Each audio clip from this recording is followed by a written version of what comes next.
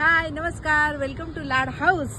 आज आपण बघतोय हा आपला भारतीय प्रजातीचा कासव आहे आणि ह्याला मी आज सोडण्यासाठी आणलेला आहे।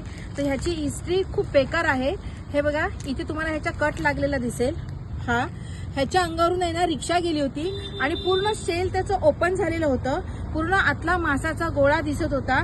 हा एक शेल त्याचा असा पूर्ण ओपन, हा एकदम खाली, हा एवढा इथून हा सगळा फुटलेला होता।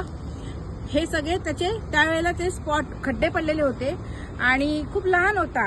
आज जवळजवळ मी त्याला 8-8.5 ते 9 महिने ह्याला मी सांभाळलं आणि मला खरंच आशा नव्हती अजिबात। मी त्यावेळेला देवाला सांगत होती की देवा ह्याला सोडव, शांतपणे त्याला सोडव ह्या यातनामधून, पण मारू तर शकत नव्हती आणि डॉक्टरकडे घेऊन गेले। फार कमी चान्सेस होते, त्याला स्टिचेस बसत नव्हते। त्याच्यानंतर त्याच्या बॉडीमध्ये किडे पडले। मग आम्हाला अजून वाईट वाटलं, पण तरी आम्ही प्रयत्न नव्हते सोडलेले आणि आज डॉक्टरांच्या मदतीने आणि आम्ही घेतलेल्या मेहनतीचं फळ हे बाळराजे आपले खूप ताकदवान झालेले आहेत। आणि आता ही पिशवी घरातून निघाल्यापासून आतापर्यंतचा कारागीर बघा। आणि मी दाखवणार आहे बिफोर आणि आफ्टर, पूर्ण तुटलेलं हे इथून।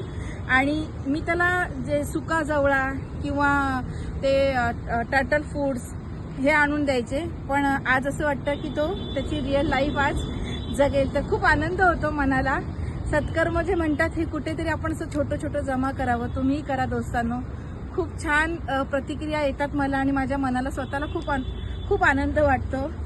आता हा जाणार आहे त्याच्या नैसर्गिक जीवनामध्ये, पाहूया आपण कसा जातो ते।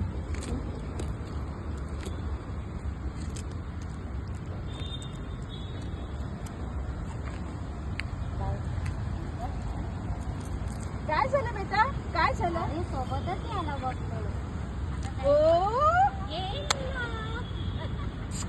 लव यू।